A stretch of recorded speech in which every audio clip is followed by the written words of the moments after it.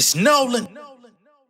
Now, before we get started, make sure y'all hitting that like button. Make sure y'all sharing it on your respective platforms. Let somebody know what we're doing today.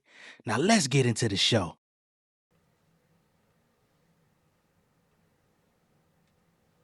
Overworked and underpaid, that's the product of my days. Every beat is getting slayed, fuck whoever that debate. Niggas don't know my life on the side overseas. Like twice roll rhymes for these fake MCs. Got them popping in the streets, but they never gon' share my life. Nigga, I got bills to pay, y'all can't feel the weight. It's not a real debate, I been grinding. Bitch, I knew to get signed, but I been giving them everything. Shit is dope with the kid me, never respected the prices. Nah, homie, don't come round here with the fuck shit. I'ma twist a cap on a nigga like mustard. All these so-called pros can't trust it. Try to look them up, but these niggas ain't done shit. Dedicate 10 years, we can make $1, that's me. I was killing shit way before IG. No TikTok, I was open 03. Now everybody wanna come get a piece. Drummer cannon knew that I was plotting, planning, got the flavor. Tropicana by the beach, we got cabanas, monkey business. Best believe we got banana sway. Pin game, coin great, call like Pave, flow like Andre, step like Unsa. What's going on, beautiful people? It's the kid J Nolan here. Welcome back to another episode of Inside the Industry, your number one source for music, entertainment, commentary, and breakdowns. Hope everybody's doing well out there this afternoon. Before we get into this video, I want to go ahead and just give a major thank you to everybody who's been supporting, especially over the last 5 days. Ever since this Cardi B album came out, it has been an uptick in activity, and I greatly appreciate y'all. You know what I'm saying? I got a lot of good feedback for my review on Friday. Unfortunately, we weren't able to, play that video out in its entirety for that stream because we got knocked off due to copyright. I had to act fast. So from that point, luckily I had pre-uploaded the same video over to Patreon, and it was processing while the live was happening or the stream was happening. So once WMG, and that would be Warner Music Group, not Cardi B herself, because some people tried to make it seem like, oh, I thought that was your homie or whatever. I don't know Cardi B personally. But some people seem to think that because Cardi B retweeted my Imaginary Players reaction a few weeks ago that we supposed to be buddy or that I'm supposed to be like sniffing her ass crack or something. I don't know what type of world y'all live in, but nonetheless, I had to act fast. So I went ahead and put that link out for the Patreon, and we had hella people come sign up. I think we had 60, 70 people sign up just to come watch that. And I thank y'all greatly. The super chats that came in during the stream, like, y'all don't understand. That's why I was able to rest on Sunday. I was also able to rest yesterday because I wasn't feeling my best. And, due to the support, the overwhelming support that y'all actually came in and extended in my direction, I was able to take a couple days of rest and still be, financially in a good space for the month to where I'm not missing anything. You know what I mean? So thank y'all once again. Now, since we're on the topic of Cardi B, we're going to address a couple things in this video. A lot of people have been very critical of Cardi's pregnancy, her announcing the pregnancy at the same time as the album, at the same time as the tour. People are wondering, just how far along she is in her pregnancy, how she's going to be able to recover, all of those different things. I did not talk about that whole situation with, what's the lady name? Crystal from The Read coming out and basically, shitting on Cardi, saying she's an irresponsible parent, that she's not taking her actual children into consideration. She doesn't respect the fact that Cardi's having a child with a new man while in a marriage and all of this different type of stuff. And basically said that, she's going to risk her life getting a mommy makeover after delivering this fourth child to get ready for the tour, which we don't know if she's going to do. I believe she said she's not going to do that, but I don't know, and it has nothing to do with me. I can only hope that she moves about safely in whatever she chooses, but I did not talk about that, right? But Cardi B has come out a couple times and addressed not only just that, but just that overarching narrative that's going around since she announced the pregnancy. And one of the things that she mentioned on her Spaces was how people keep talking about her marriage and the divorce and it not being finalized and all that different type of stuff. So she decided to address exactly why it is that the divorce has not been finalized between herself and Offset, which is because he's refusing to sign the paperwork, which we already knew, because he wants her to pay off his delinquent taxes. He wants her to pay delinquent taxes on his end, and he also, I think, he wants to take the Atlanta property that they have out here. You know, they had a house out here that they lived in for a little bit, but Cardi never liked it here in Atlanta anyway. I believe one of her uncles stays in the house with their family, but I believe Offset is trying to take it back, right? She says she's gonna fight for those things because she doesn't feel, she doesn't feel like it's actually needed, right? Uh, he makes his own money. He's a star in his own right, not a superstar, but he's a star. He's a well paid artist. Um, so yeah, he should be able to pay his own motherfucking taxes. He should have been paying his taxes. Why aren't they paid? Is the question. All right. So we're gonna play that, and then after we play Cardi talking about that, we're also going to get into um, album predictions as we are getting some metrics from the first week, and also tour updates because Cardi's been talking about whether or not she was going to take an opener on the tour. Y'all know I was wondering and deliberating about that a few days ago. She's addressed that as well. All right, so let's go ahead and get into it. So first up, let's get into Cardi addressing Offset and the marriage and all that stuff. All right. And also, stop trying to make it seem like I got 100 gazillion baby daddies. I have 3 kids with one man that I got married with. Yes, I'm having a baby with somebody else. So what? That happens. It's life. Let me tell you something. I did things the correct way the first time. I fell in love. I got 2 rings in my finger. I lasted 7 years. 7 years that I didn't have to last with somebody with. I lasted 7 years in a marriage. Stop saying, "Oh, but you're still married." No, I'm legally separated. The only reason why I'm still married is because somebody wants me to pay for their taxes. Y'all want to know the tea? The only way I could get out of my marriage if I pay for somebody else's taxes, even though I pay for my own, and give them one of my properties. I'm fighting for that. I'm gonna fight for that. This is not no love shit. And like I said, I'm not gonna stop living my life because on a contract, I'm practically still married because somebody want to hold me hostage if I don't give them millions of dollars to get out of it. So that's what I'm going through in life. However, I'm not gonna live my life. Y'all want me to remarry and stuff to have another baby and stuff like that? I'm doing things how what makes me happy. I did it the right way the first time. Guess what? When you separate from somebody, one thing about it is I don't like broken homes. I don't like broken homes. But guess what? Kids, like my kids, they don't give a fuck. You wanna know why my kids don't give a fuck? Because they life have not changed. I'm separated from their dad. It's been a year, and their life have not changed. They wake up at the same time. They have fun at the same time. They eat whatever they want. They do whatever the fuck they want. Nothing has changed. Nothing. All right. So that's Cardi B laying it all on the line, right? Now, if y'all can remember, Offset's tax situation has already been revealed online. I believe he owes nearly $2 million to the government. Okay. I'm on this website here. It says the Georgia Department of Revenue hit former Migos rapper Offset with a fresh state tax lien on March 12th. The filing accuses Offset of failing to pay his 2021 tax bill. The lien, tied to the Sandy Springs mansion Offset and Cardi B purchased in 2019, claims he originally owed $167,000. However, with interest, penalties, and other fees accumulated, that number has ballooned to nearly $295,000. All right, so from 2019, he didn't pay his tax bill, and because of penalties and fees, it's pretty much almost doubled. Back in April, the IRS issued a federal lien against Offset for over $1.57 million.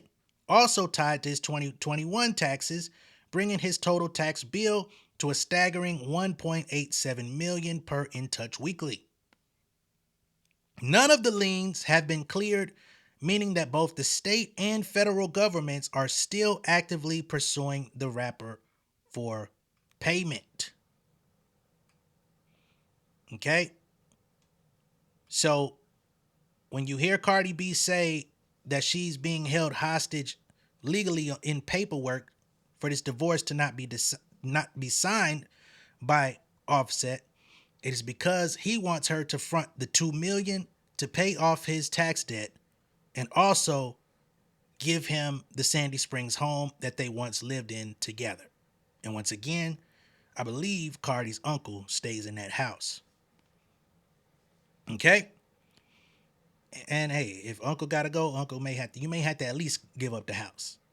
But as far as the taxes, fuck no. All right? Now, at the end of what she was saying there, she said that although Offset has not been present in the house, they've been separated for a year, the quality of their children's lives have not changed. Their lives have not changed. Their patterns have not changed.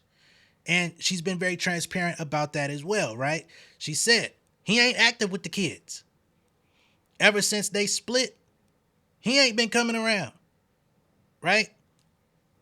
She came out during the holidays last year. She said, that he was posting online of him getting gifts for his other kids without coming through and giving the gifts to his children with her, right?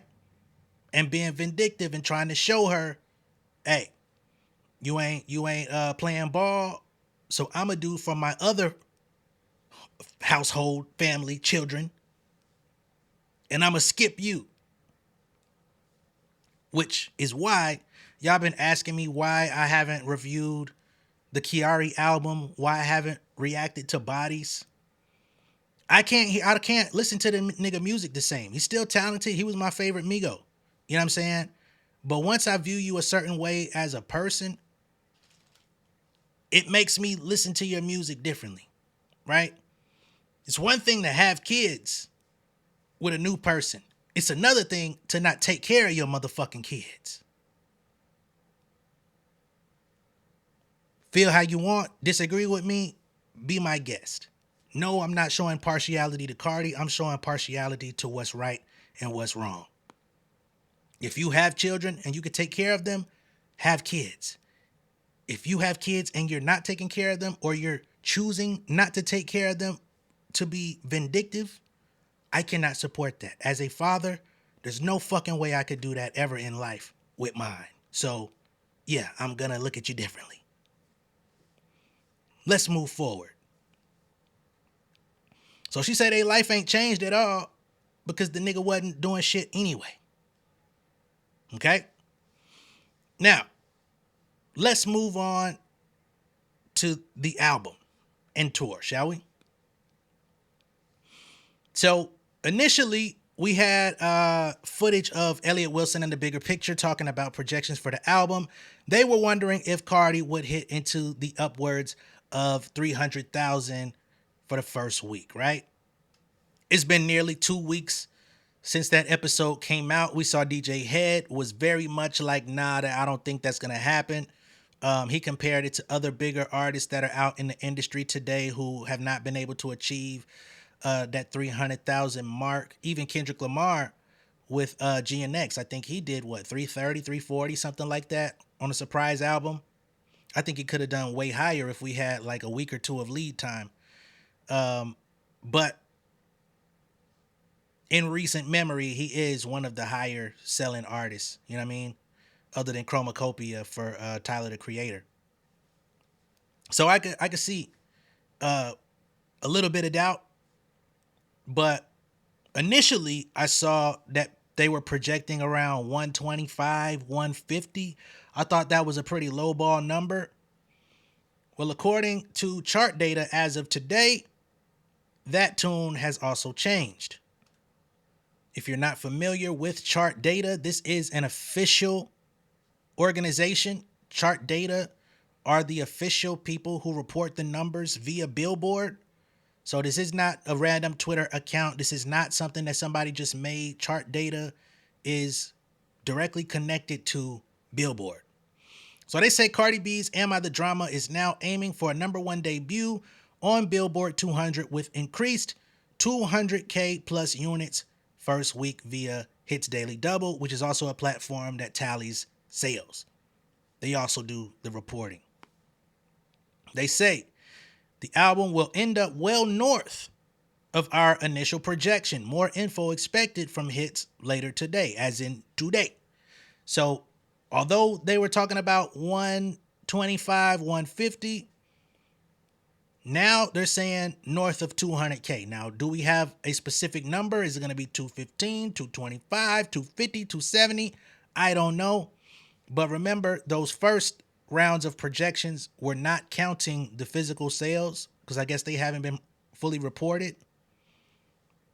Keep in mind, Cardi is still doing her meet and greets and stuff like that throughout this week. All of that stuff has to be reported.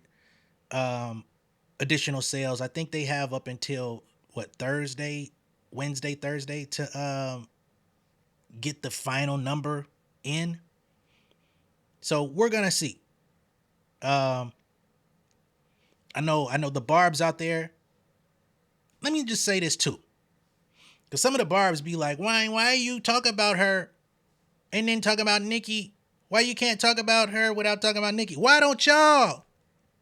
Because as soon as I start talking about Cardi, y'all bring her up any fucking way in the comments. What you mad? I beat you to it?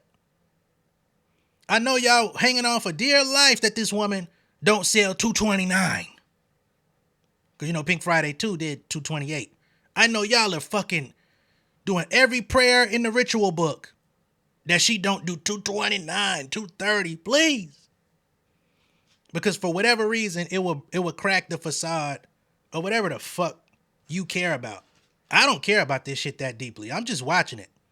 I want the album to be successful. It's one of the best albums that was released this year. I don't give a fuck if you don't like her raps or if you say, oh, Partisan Fontaine helps her with her raps. We been knew that. Tell me something else that we didn't know. Okay? So, if y'all wanted to disqualify her when Partisan Fontaine was first discovered that he was helping her because he been in the credits, he's not hidden, he's not a ghost, then she wouldn't be here today. And y'all wouldn't still be hate listening just the way y'all hate watch my videos. All right? So don't come around here trying to sway my opinion. Think about how you formed yours.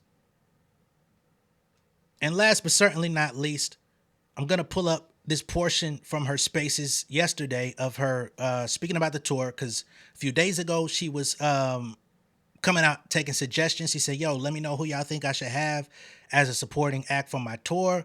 It's got to be somebody really good if I'm going to come out my Live Nation budget, you know, to take care of another artist to make sure that they good. Let me know who y'all think y'all should that we should get. When she said that, it was kind of tough for me to really think of who I thought she should get. Ultimately, I felt like probably Lotto was going to be the strongest piece if she wanted to, you know, have like a more hip hop rap tour with another lady in hip hop. I thought Lotto would be the strongest candidate. Somebody who, yeah, I know Lotto tours on her own, but her tours aren't as big as what this Cardi B tour is going to be. She has the music to back it up. Does she have the fan base? I don't know, but she could definitely benefit from Cardi's fan base. They have music together. They have chemistry together. They like each other.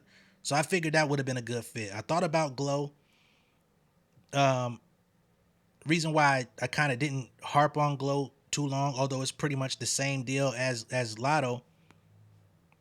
I felt like Glow had the opportunity to be a part of Megan's tour last year, which definitely opened her up to bigger stages. So I'm like, maybe Lotto could get the benefit rather than Glow, you know, having last year and then 2025 opening up or supporting a bigger artist. You know what I'm saying? I thought about even like a Flo Milli, a Kinder Man, a Monaleo maybe. But ultimately, soon as I started kind of rambling and thinking about who could be in that role, Cardi B comes out with this space saying that she may not have a supporting act at all and just focus on production because of the rate that the tickets are selling. They're probably going to have to extend the tour and add more dates. So she's going to most likely not have a supporter at all. Okay, so my manager just hit me up and he was just talking about because today is what the pre-artist sales and tomorrow is the pre-ticket sales. Okay, so today was the Verizon and City car sales. So that means that if you are a customer of Verizon, I guess you get what? You're able to purchase early. The the the tickets flying off the roof. I'm gonna have to add more dates.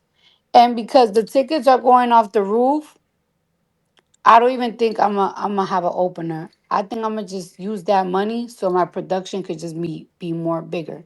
Cause I don't know if you know this, but when you have an opener, you gotta pay them off your budget. So it's that I don't even think I don't need a opener. I feel like I know y'all want one, but it's like I'd rather just put that in my production, get more dancers, fuck more dancers, just having a just have a crazy amazing show. You know what I'm saying? Tomorrow the pre what is it? The pre tickets.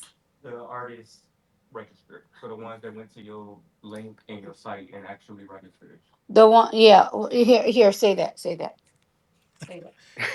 So if you did the artist registration, so the link that Cardi posted when the tour was announced, if you went and did the right thing, entered your email and signed up for that, you have the opportunity to purchase tomorrow before tickets actually go on sale. And then the tickets go on sale on the what? 25th, I guess.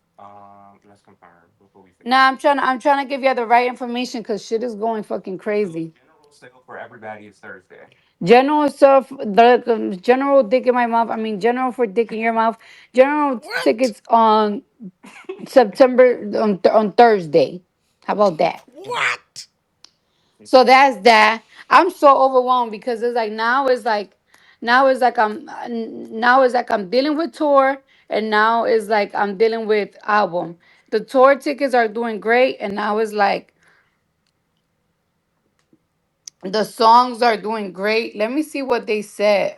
Sorry. Let me see what everybody just keep asking me fucking questions today. All right, Cardi. I'm gonna tap out right quick. All right, cool. See you Okay. later. So the artist pre-sale actually went on sale today. Me and my wife have secured our tickets for Atlanta, so we will be in the building, God willing, long as everything is good, long as Ticketmaster don't go out of business, long as Cardi is on her shit and the tour goes forward as planned, and everybody has a clean bill of health, then that's gonna be that. You know what I mean? Them bitches was expensive. I ain't gonna lie to y'all. Them bitches put the X in expensive. You feel me? But you know, the wife wanted it. We made it happen, man. So that's that on that. Looks like there won't be any openers, no supporting acts, nothing like that. I also felt like a supporting act would definitely help Cardi. You know what I mean? Depending on like where she's at in her recovery, how good her stamina is, how good she is on her feet and dancing and all of that stuff. After delivering her child, you know what I mean? I felt like that extra person could probably take some of the burden off for 30, 45 minutes, you know what I mean? Do they shit, warm the crowd up, but I guess you could do the same thing with a DJ, but we'll see. We'll see. Cuz I'm sure she's probably going to do at least an hour. You know what I mean? She got two albums to perform at this point, plus features and Lucy's that have come out in the between time. So we'll see. I am also curious if we're gonna get any special guests, if we're gonna get any like appearances from artists that she's worked with along the way, any artists that featured on the album, stuff like that. And last thing I want to talk about before I go is how Lourdiz is being treated online. Now y'all know just the other day we talked about her she is Dr. Luke's artist. All right. She is officially signed to Dr. Luke's publishing company. So she's writing in the background. She releases music occasionally on her own, but she's primarily a songwriter. Right? She's on the On My Back record with Cardi B. She's uncredited as a feature for whatever reason. Um, but there was also talk of her signing to Nicki Minaj's label, Heavy on It. I push back at the notion that she's a Heavy on It artist because Heavy on It really ain't shit. Heavy on It is actually pretty light in the ass. I'm gonna be honest. Only nigga left on Heavy on It that we know of is Tate Cobain. Lourdiz is now on a Cardi B album. How the fuck does that happen? She done deleted all of the work she did with Nicki. She was part of the Pink Friday Gag City tour. She came out on stage and was singing. She done deleted that footage. Okay. She was out here playing into some of the mean girl narratives with the barbs and shit like that. That stuff's been deleted too. So whatever was going on with that, I think that's been eradicated. Remember, Nina Fofi was signed to Heavy on It. She got the fuck on. What was the other girl, the rapper that I played last year on the channel? She actually could rap a little bit. It was never finalized. She was announced as a Heavy on It artist, but no paperwork had ever been signed. What's old girl name?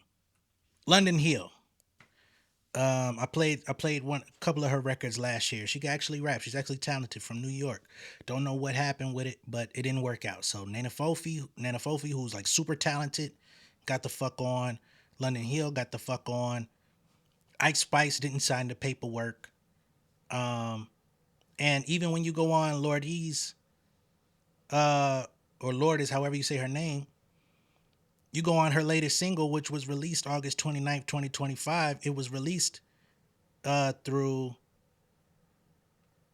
Amigo Records, Cobalt Music Publishing. It doesn't say Heavy on it. Produced by Dr. Luke with his Prescription Sounds company. So even on her own music, it don't say Heavy on it. Let me see if there's anything that she's released that actually has Heavy on it in the credits. Her previous single, If I'm Being Honest, came out 2025. Credits, source Amigo Records. She's got a song called I Love Girls that came out this year. Credit, Amigo Records. So she was an affiliate. Interestingly enough, although she seems to never have actually signed paperwork, if you go on the Heavy on It Instagram, they are promoting the song, which I think is fucking hilarious. You got to promote your op because you have an associated artist on your label. This is fucking hilarious to me. On an album you're getting dissed on. So here, official Heavy on It Records. Congratulations to Heavy on It Records signed priority recording artist Lourdiz for charting number 6 on Spotify Global Top 10 Countdown with Atlantic Records. And Warner Music Group signed recording priority artist Cardi B on her new album Am I the Drama. Wow. On My Back. This is the Heavy on It Instagram promoting Cardi B's album. Oh, Lourdiz, you are a slick motherfucker. Ain't that about a bitch? That's embarrassing. Somebody you've been shitting on, hating on, spying on the whole shit for over half a decade, nearly a full one.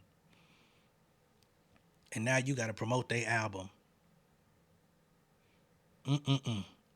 Meanwhile, the Barbs are on Twitter unfollowing Lourdiz for said actions.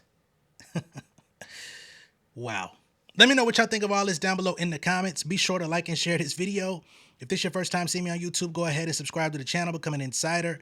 I will catch y'all on the next one, man. Y'all be safe out there and be very careful about who you're working with out in these streets, because they can have you in a position where you got to promote your motherfucking ops.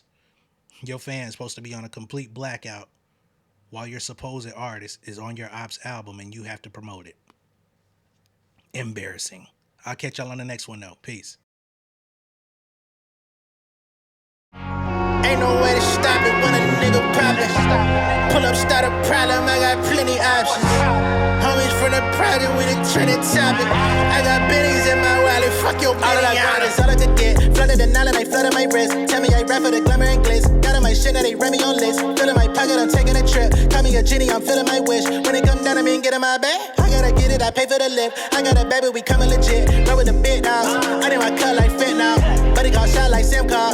Married to the game like in-laws.